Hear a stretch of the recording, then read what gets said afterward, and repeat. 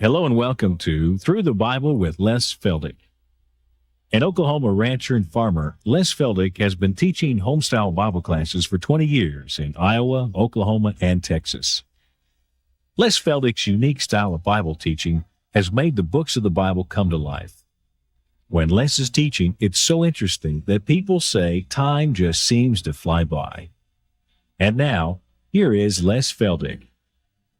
Okay, let's turn right back to the book this time and back to chapter 12 of Revelation, because I just suddenly realized that last half-hour program we didn't have time to explain where these Jews are going to flee to when they leave Jerusalem, as Jesus admonished them there in Matthew chapter 24. And so if we can pick them up back here in Revelation chapter 12. And remember, this is going to be the midpoint of the tribulation, when the Antichrist will come in and defile the temple. He's going to turn on the Jew who, for the most part, have enjoyed a semblance of religious freedom in that first 3.5 years. Although it's not going to be a Sunday school picnic for the world, not by any means, because you want to remember there's already going to be a lot of war. There's going to be famine. There's going to be pestilence. There's going to be a lot of turmoil. But at the midpoint, of course, it's going to reach its, the triggering of the last half, which is going to be beyond human description. And that's what Psalms 2 refers to then as the wrath and the vexation of God, where he's going to pour out his wrath upon Christ, rejecting mankind. And remember also, as we've seen in our previous studies, that it's at this same midpoint that Satan will be cast out of heaven, his access to heaven, and he too will pour out his wrath, knowing that he only has 3.5 years left.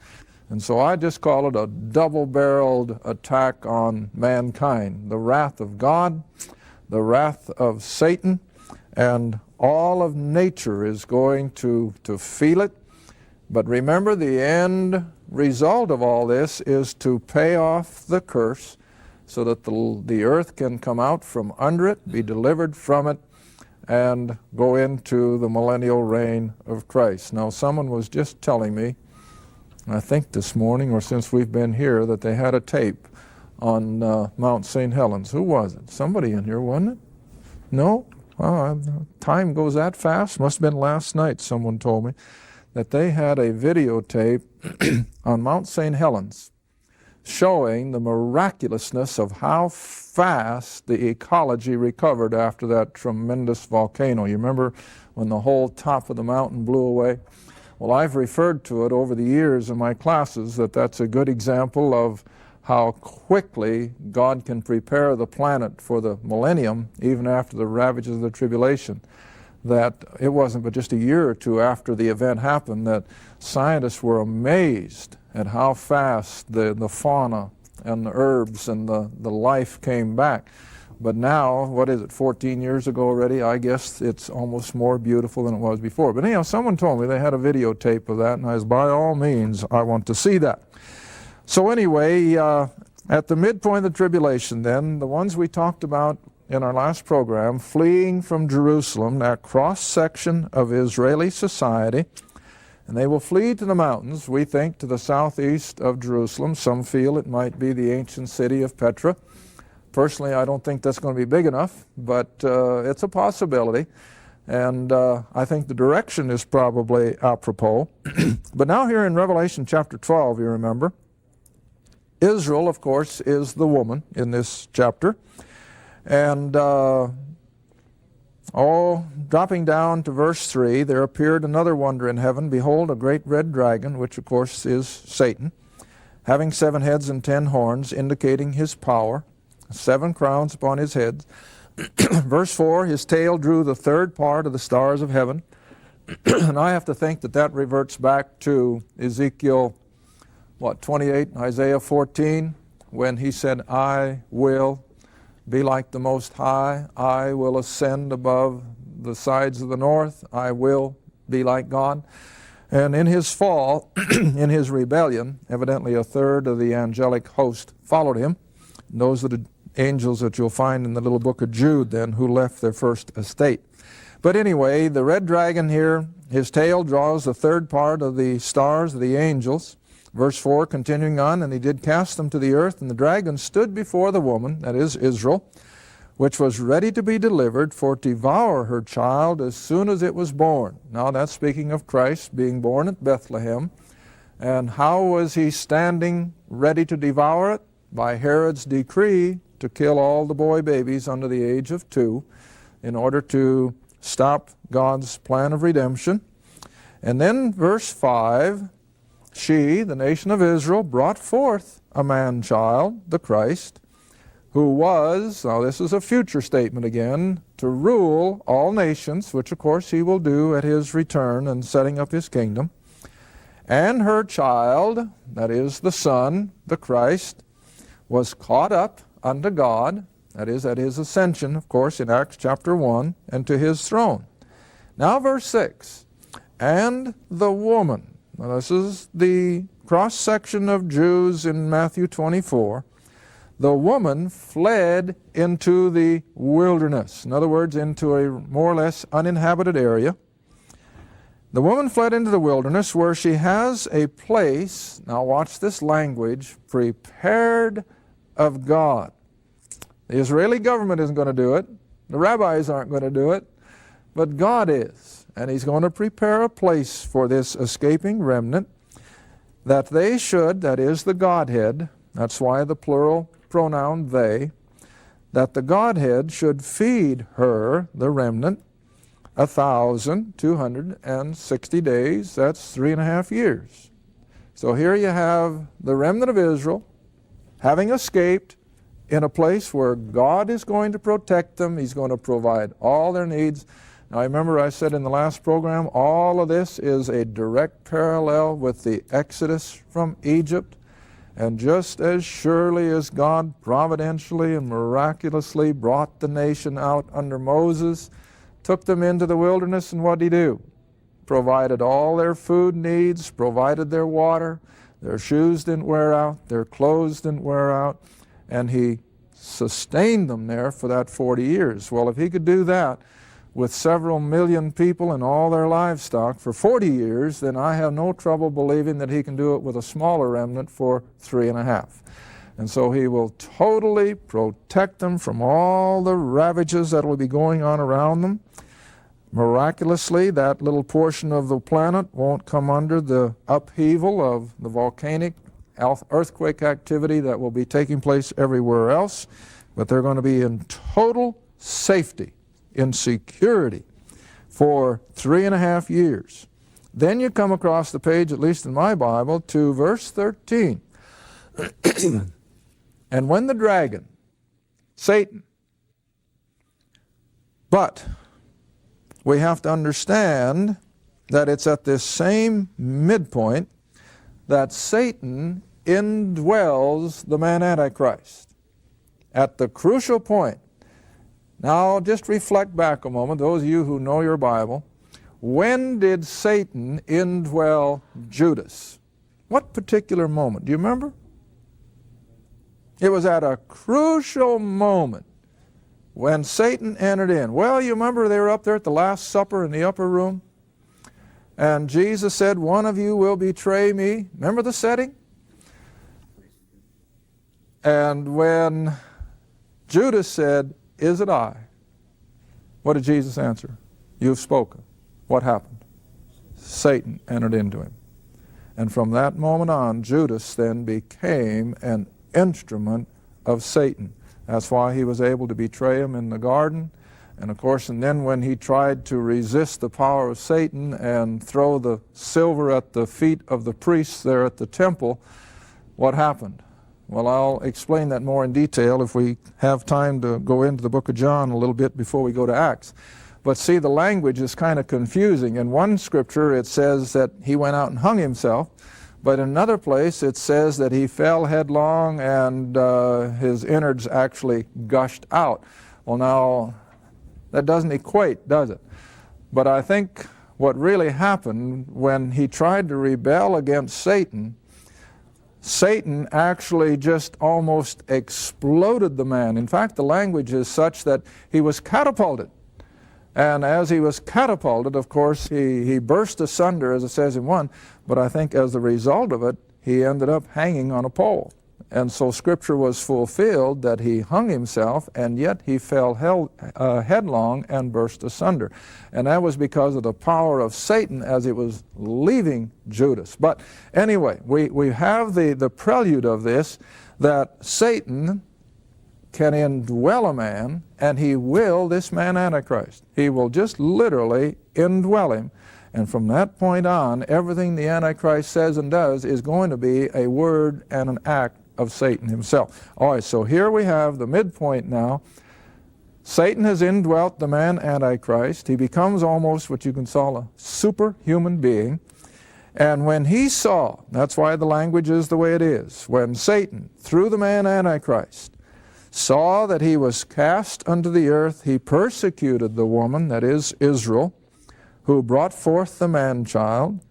And then verse 14, and to the woman, this remnant of Israel now that's surviving. Remember, all the rest, I think, from Zechariah are going to lose their lives. But now this remnant of Israel are given 2 wings of a great eagle. Now, we covered all this several weeks or a few months ago. The American Air Force, the NATO Air Force, is not going to come in with helicopters and pick up these Jews and transport them. It's going to be a supernatural walk. They're going to go out on foot, albeit I think that somehow or other God is going to transport them along, even as I have to feel he did with Israel under Moses. So they were given 2 wings of a great eagle, that she might fly into the wilderness, into her place, the one that was prepared of God, where she is nourished, taken care of, sustained, for a time, singular, 1 year, and times, plural, for 2 years, that's a total of 3, and for another half a time, so we got 3.5 years. Just exactly what it said over in verse 6, that the Godhead would feed her there for 200 or for 1,260 days, or 3.5 years. They're perfect in their alignment. All right? And so she is given the wings of a great eagle, and she's going to be nourished and taken care of for 3.5 years. And then verse 15 backs up a little bit, that when the serpent, or the Antichrist, casts out of his mouth water as a flood after the woman, that he might cause her to be carried away or to be destroyed of the flood. Now, the language, of course, here is rather hard to understand unless, again, you flash back to the Exodus out of Egypt. As Israel was leaving Egypt under Moses, just as soon as word got to Pharaoh that indeed these Jews were all leaving, what command did Pharaoh put out? Destroy them. And so he sends his army. Now, I know Cecil B. DeMille shows Pharaoh at the head of it. Maybe he wasn't, but he wasn't. I don't know. But anyway, the Egyptian army goes after these Israelis who are escaping. But what happens to the Egyptian army? Well, it's engulfed in the Red Sea. You know the account. Now we're going to have a perfect analogy of the Exodus from Egypt and this escaping remnant in almost all the details. Here again, just as soon as word gets back to the authority, this time not the Pharaoh but the Antichrist, he too will send out a command to some armed force to go out and destroy every last one of those Jews. That's the flood. So he sends a flood out of his mouth. Now it's symbolic language, for he merely sends the command to destroy those escaping Jews. Now, just like the Red Sea covered Pharaoh's army and his chariots, so God is going to do something in like manner here. Only instead of using water, he's going to open the earth, because remember, we're going to have a lot of earthquakes about this time. And it's not going to be anything unusual at all. And so what happens? The earth, verse 16, helped the woman, that is, this escaping remnant of Jews, that he might cause her, verse 16, and the earth opened her mouth and swallowed up the flood, that armed force, whether it's a regiment or whatever, that is pursuing these Jews, the earth will just open up by virtue of earthquake or whatever, and it swallowed up the flood, or this armed force, which the dragon from Jerusalem had commanded to destroy them. Now you got that perfect parallel. Pharaoh was drowned in the Red Sea, and Israel came out on the other side untouched. The Antichrist sends his army after the escaping remnant of Jews. The earth opens up, buries every one of them. Israel goes on into her place of safety. Now, the reason I use this constant parallel is because, now look at verse 14 a moment, look at the word, that to the woman were given 2 wings of a great eagle, that she might fly. Now come back to Exodus chapter 19, as we have done more than once before, even on the program. We'll do it again. Now back to Exodus 19. Here's why I tie the 2 events together. Because the language is almost identical, as well as a lot of the other details. Now in Exodus 19, beginning at verse 3, they are now at Sinai. Moses is ready to go up into the mountain and talk to God. In fact, he does in verse 3. And Moses went up unto God, and the Lord called unto him out of the mountain, saying, Thus shalt thou say to the house of Jacob, and tell the children of Israel. Now verse 4. God says to tell Israel, You have seen what I did unto the Egyptians, drowned them in the Dead Sea, and how I bear you on what?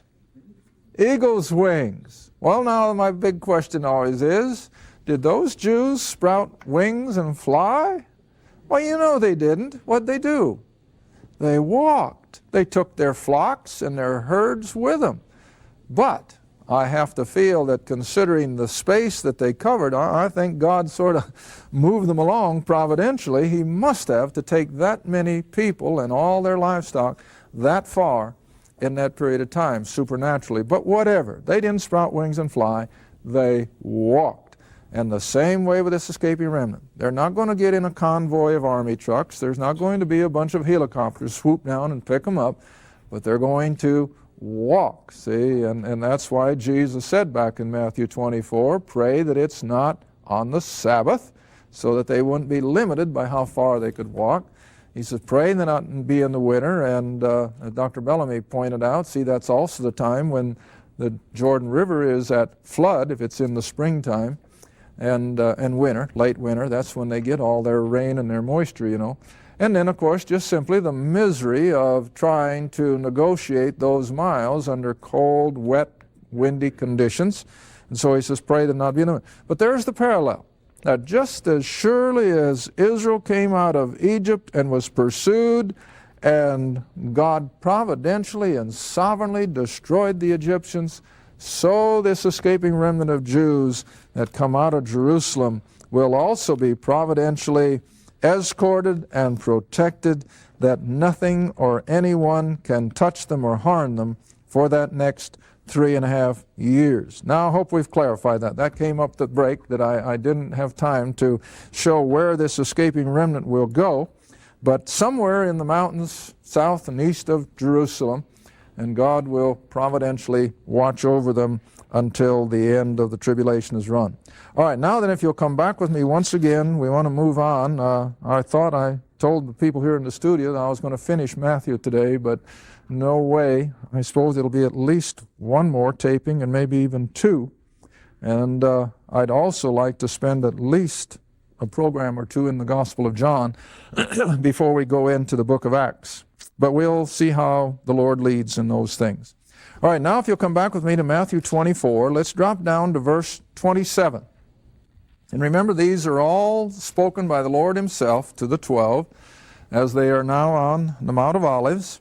And this is prophecy. He's telling the things that are going to happen before the age ends. Now verse 27. He says, As the lightning cometh out of the east, and shineth even to the west, so shall also the coming of the Son of Man be. Now he uses an analogy that everyone as rural as the Israelis were at that time, and as I am today, and I make no apology for it. In fact, most of us in small towns, we watch the weather closer than big city people do. And we are all aware that when a storm has gone over, and we see the lightning now flashing in the eastern sky, do we run for cover? Hey, the worst is past. Because see, once your storm is in the east, it's not very apt. It has happened once or twice in the 20 years I've been in Oklahoma that it has backed up from Arkansas and come back over. But under normal weather patterns, everything moves from west to east, southeast to northeast, whatever. And so Jesus, the climate in Israel is identical to ours. In fact, those of you who aren't aware of the geography, you want to remember that Jerusalem is at the same latitude as Waco, Texas. And the temperature and everything is almost the same as Texas.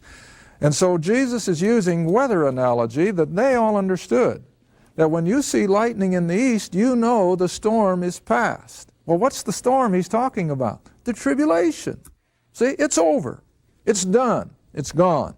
All right, so he says, even as that's the way it is in weather, so it will be in these spiritual events, that when the tribulation is past, the storm is over, then he says, verse 28, for wheresoever the carcass is, there will the eagles be gathered together. That's the cleanup after all the carnage of Armageddon and all the other things that have taken place. And then verse 29, immediately, what's the next word? After, see? Immediately after the tribulation of those days shall the sun be darkened, the moon shall not give her light, the stars shall fall from heaven, and the powers of the heavens shall be shaken. And then, see, there's the time word, and then shall appear the sign of the Son of Man in heaven, and then shall all the tribes of the earth mourn, and they shall, what's the next word? See. Now, I think at the rapture, it's going to be a silent, unknown event. The world isn't going to know that we've gone. It's going to be instantaneous. It's going to be silent. There's going to be no trumpet sound that the world will hear. But here at the second coming, the survivors, now there won't be all that many, but there will be survivors, and we'll touch on them if we have time. The survivors this time are going to see him. They're going to see his glory. They're going to see him coming here at his second coming. And they're going to see the Son of Man coming in the clouds of heaven with power and with great glory. He shall send his angels with a great sound of a trumpet, and they shall gather together his elect from the four winds, from one end of heaven to the other. And again, remember, Isaiah says that there will be a few survivors of the tribulation all around the planet. They're going to have to be gathered. Now, the point I like to make again, as I've been making for the last several programs, if not months, is there anything in here of church language? Not a word. Not a word. Jesus didn't know? Oh, of course he knew. But what was it? Kept secret. He's kept secret. And he does not divulge anything about 1900 and some years that Israel is not going to be involved. But this is all Jewish. Everything he says is regarding the nation of Israel. And so indeed, as soon as the tribulation has run its course, part and parcel of those final hours will be that the sun and the moon are going to be affected. Now let's turn over to Acts chapter 2. I want you to see how that Peter is in perfect accord with the Jewish program, and that he doesn't know anything else. As a rule, you know, when I've had time, I don't know if I'm going to have time this time, I doubt it. I'll put the timeline on the board with regard to the Old Testament program out of Psalms chapter 2. And you remember how I've laid it out, that Psalms chapter 2 speaks of the Old Testament prophecy being fulfilled with the coming of the Messiah. They crucify him. He's resurrected. He ascends back to glory to sit at the Father's right hand. And then the nations would go into derision. And then would come the wrath of God. And then would come the kingdom. That's all in Psalm chapter 2. What did I leave out? 1900 and some years of the church age. Why did I leave it out? Because the Old Testament does. It's not back there because they didn't know anything about a 1900-year period of grace. They just saw all these things coming down as it was prophesied. Now, in Acts chapter 2, Peter is in the same boat. Peter is in the same mode of language that Jesus is using. And he's quoting out of Joel, an Old Testament prophet. In Acts chapter 2, verse 15. For, Peter says, these are not drunken. Now remember, they accused these Galileans of having had too much wine, and because of that, they were able to speak in all these languages, you know. And Peter says, no way. They're not drunken. It's only 9 o'clock in the morning. Verse 16, but this is what? That. Now what does that mean? Just what it says. This is that. And what's he pointing back at when he says that? The prophecies of Joel. See? And so he says, this is that which was spoken of Joel the prophet. And here he quotes word by word out of Joel. And it shall come to pass in the last days, saith God, I will pour out of my Spirit upon all flesh. Your sons and your daughters shall prophesy, your young men shall see visions, your old men shall dream dreams. On my servants and on my handmaidens I will pour out in those days of my Spirit. Now that's Joel writing prophecy. At some future day it would happen. Had this happened the day of Pentecost? Sure. These things have happened. The Spirit came and they began to prophesy. And they had the special gift of the languages. Absolutely. But now read on. Peter doesn't stop there like Jesus would have when he was reading in the synagogue in Luke 4. See, Jesus stopped when he came to the end of his ministry, and he didn't continue that verse in Isaiah that spoke of the coming tribulation in the kingdom. But now Peter doesn't know. And so what does Peter do? He goes right on with that prophecy as if this is the way it's going to happen. All right, verse 19. And I will show wonders and signs in heaven, the earth beneath, blood, fire, vapor of smoke, the sun turned into darkness, the moon into blood, before that great and notable day of the Lord come. What was that? Second coming. Just exactly like you saw in those verses we read in Matthew. But did Peter have any idea that that would be interrupted by 2,000 years? No way.